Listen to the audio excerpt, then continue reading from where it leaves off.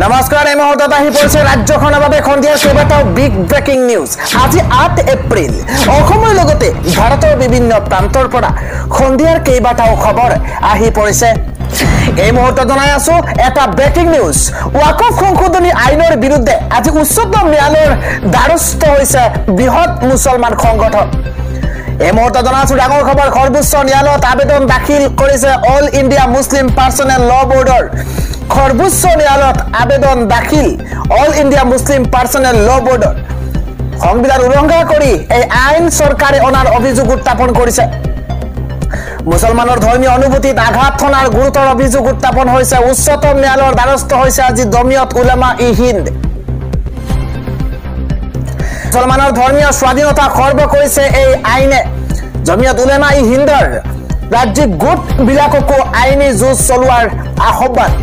জমিয়ত উলামা-ই-হিন্দৰ ৰাজ্যিক গোট বিলাককো আইনী যুঁজ চলোৱাৰ আহ্বান জনোৱা হৈছে। ওয়াকফ সংশোধনী আইনৰ বিৰুদ্ধে উচ্চতম ন্যায়ালয়ৰ দ্বাৰস্থ হৈছে এবাৰ মুছলমান সংগঠন।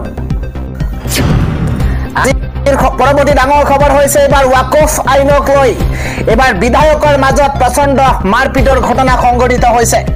এই মুহূৰ্তত জনাই আছো ব্ৰেকিং নিউজ। ওয়াকফ আইনক কেন্দ্ৰ কৰি এবাৰ বিধায়কৰ মাজত প্ৰচণ্ড মাৰপিট। জম্মু কাশ্মীৰ বিধানসভাত অপ্ৰীতিকৰ পৰিস্থিতিৰ সূচনা হৈছে।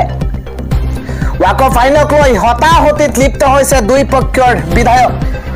বিজেপি আৰু পিডিপিৰ বিধায়কৰ মাজত প্ৰচণ্ড মাৰপিটৰ ঘটনা। মাৰ্চেল লগাই সদনৰ পৰা উলিয়াই দিয়া হৈছে পিডিপিৰ বিধায়কক। এই প্ৰস্তাৱৰ বিৰুদ্ধে শ্লোগান দি উত্তপ্ত পৰিৱেশৰ সৃষ্টি কৰিছে বিজেপিয়ে। কোনোপধ্যেই এই আইন নামানো বুলি কংগ্ৰেছৰ বিধায়কে ফালিছে আইনৰ প্ৰতিলিপি।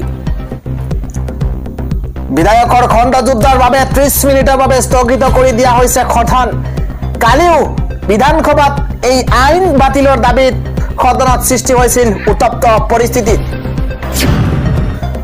পৰৱৰ্তী খবৰটো হৈছে পঞ্চায়ত নিৰ্বাচনত এবাৰ বিজেপিয়ে খাব মুখ টেকেচা আৰু সেইবাবেই দলীয় টিকটত খেলাৰ সাহস নাই বিজেপিৰ। এই মুহূৰ্তত জনাই আছো ডাঙৰ খবৰ, পঞ্চায়ত নিৰ্বাচনত এইবাৰ বিজেপিয়ে মুখ টেকেচা খাব, যাৰ বাবে নিৰ্দিষ্ট সময়ৰ এবছৰ পাছতে নিৰ্বাচনৰ দিন ধাৰ্য কৰিছে।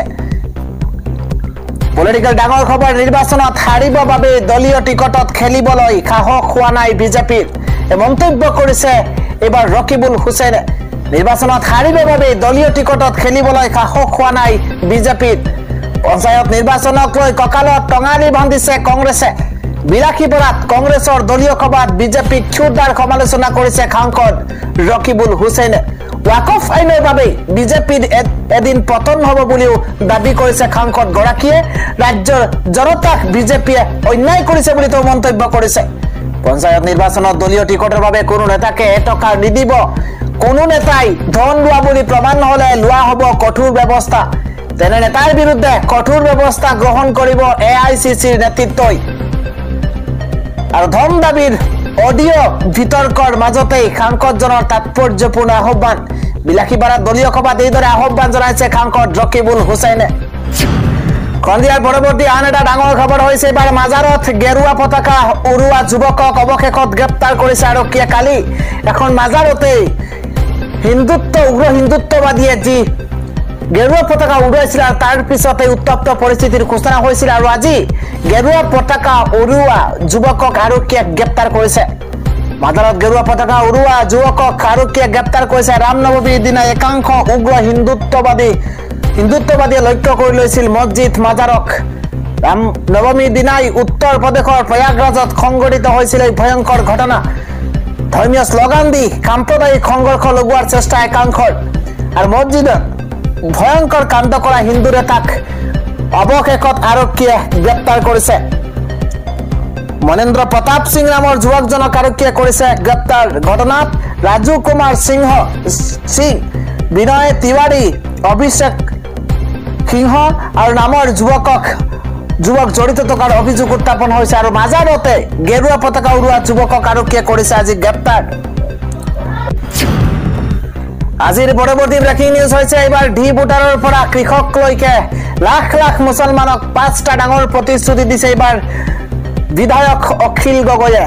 আমি জনাই আছো এটা বিশেষ খবৰ লাখ লাখ মুছলমানক 5টা প্ৰতিশ্ৰুতি দিছে বিধায়ক অখিল গগৈয়ে ৰাইজৰ দলৰ চৰকাৰ হলেই অখিল গগৈয়ে কয় যে ছমাহত ডি ভোটাৰৰ সমস্যা সমাধান হ'ব প্ৰতিগৰাকী সংখ্যালঘু খেতিয়কক মাটিৰ পট্টা দিব অখিল গগৈয়ে কেইবাটাও ডাঙৰ প্ৰতিশ্ৰুতি প্ৰদান কৰিছে এবাৰ বিধায়ক অখিল গগৈয়ে কয় যে প্ৰতিগৰাকী সংখ্যালঘু খেতিয়কক মাটিৰ পট্টা দিব অখিলে প্ৰতিখন গাঁৱত দুখনকৈ ট্ৰেক্টৰ দিব অখিল গগৈয়ে কেৱল সিমানেই নহয় কৃষি ভূমিত উপযুক্ত পানী আৰু বীজ দিব অখিল গগৈ চৰকাৰে বছৰত 3বাৰকৈ খেতি কৰিবলৈ সংখ্যালঘু জনতাক উপযুক্ত সুবিধা দিয়া হ'ব বুলি তেওঁ মন্তব্য কৰিছে খেতিয়কৰ উৎপাদিত সামগ্ৰী 3 গুণ অধিক দাম আনি দিম আৰু ইয়াৰ দ্বাৰা ৰাজ্যৰ প্ৰতিগৰাকী খেতিয়কে ধনী হ'ব অসমত সকলো মানুহকে মই ধনী কৰি দিম অসমৰ প্ৰতিখন গাঁৱতে ক্ষুদ্ৰ ক্ষুদ্ৰ উদ্যোগ স্থাপন কৰিম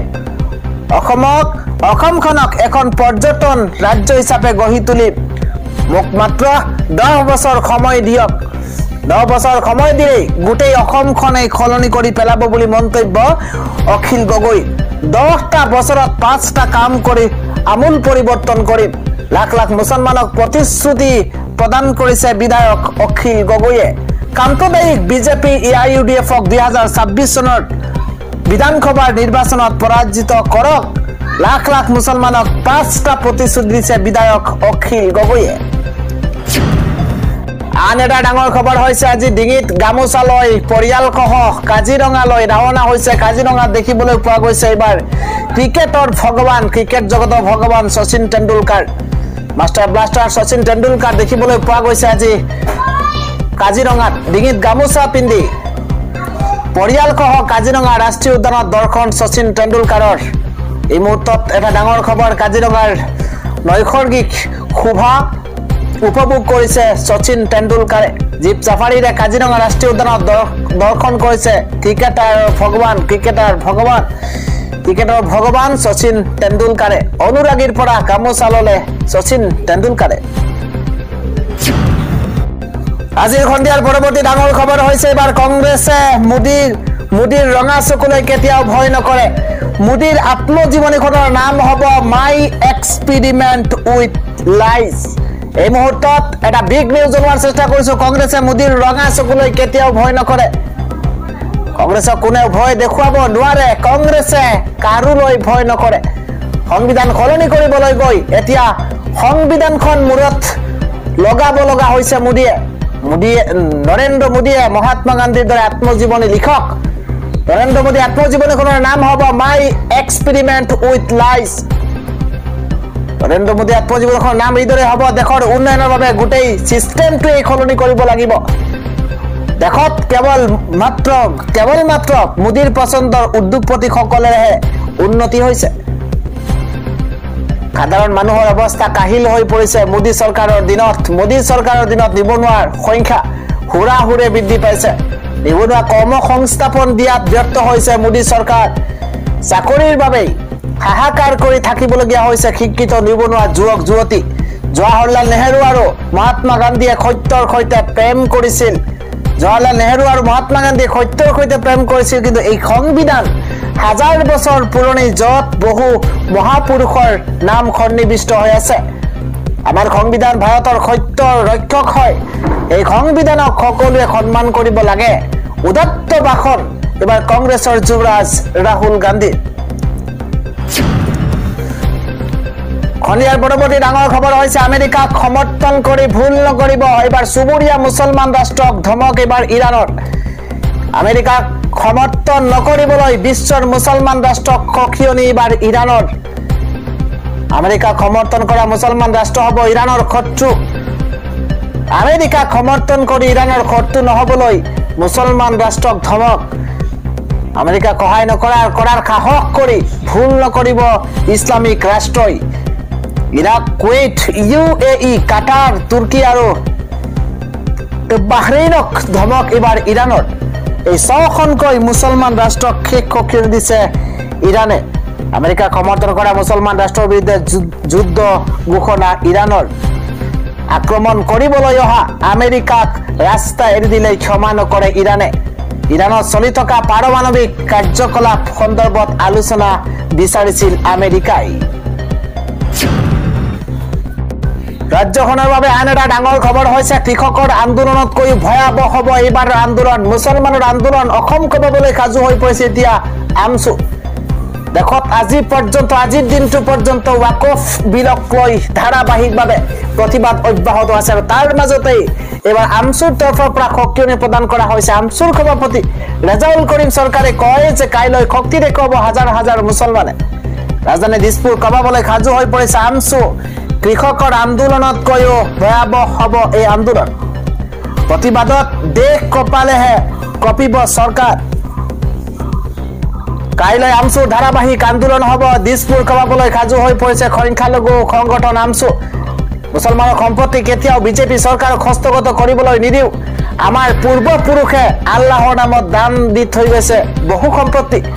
মুছলমানৰ হাতৰ পৰা ৱাকফৰ সম্পত্তি চৰকাৰক কেতিয়াও নিবলৈ দিয়া নহ'ব আৰু আল্লাহৰ সম্পত্তি আনক হস্তক্ষেপ কৰিব দিয়া নহ'ব বুলি হুংকাৰ প্ৰদান কৰিছে, শেষ সকিয়নি প্ৰদান কৰিছে বিজেপিক এইবাৰ আমছুৱে।